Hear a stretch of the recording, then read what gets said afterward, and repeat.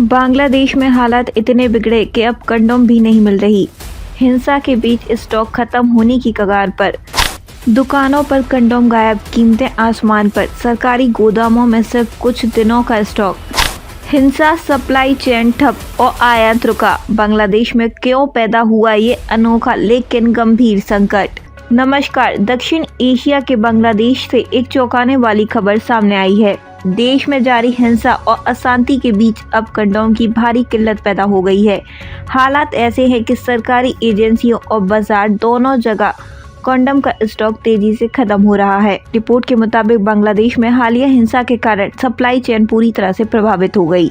बंदरगाह और transport system में रुकावट आई। विदेशों से आने वाला कंडोम का आयात अटक गया। इसका नतीजा यह हुआ कि देश में कंडोम की नई खेप समय पर नहीं पहुंच सकी। सरकारी स्टॉक की हालत क्या है? रिपोर्ट्स में बताया गया है कि बांग्लादेश के सरकारी परिवार नियोजन विभाग के पास अब सिर्फ कुछ ही दिनों का कंडोम स्टॉक बचा है।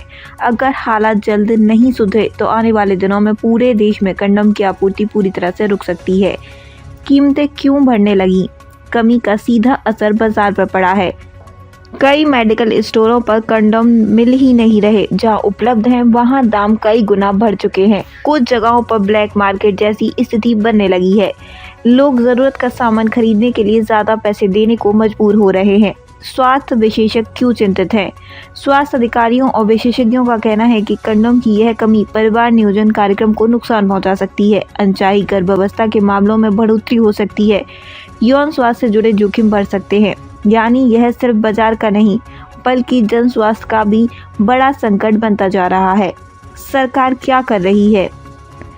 रिपोर्ट के अनुसार बांग्लादेश सरकार हालत को संभालने के लिए नई सप्लाई जल्द मंगाने की कोशिश कर रही है। वैकल्पिक रास्तों से आयात पर विचार हो रहा है, लेकिन हिंसा और अस्थिरता सबसे बड़ी बाधा बनी हुई है। बांग्लादेश में कंडोम की किल्लत एक साधारण खबर नहीं है। यह दिखाती है कि जब देश में हिंसा और अव्यवस्था बढ़ती है तो उसका असर सीधे आम लोगों की रोजमर्रा की जिंदगी और स्वास्थ्य पर पड़ता है।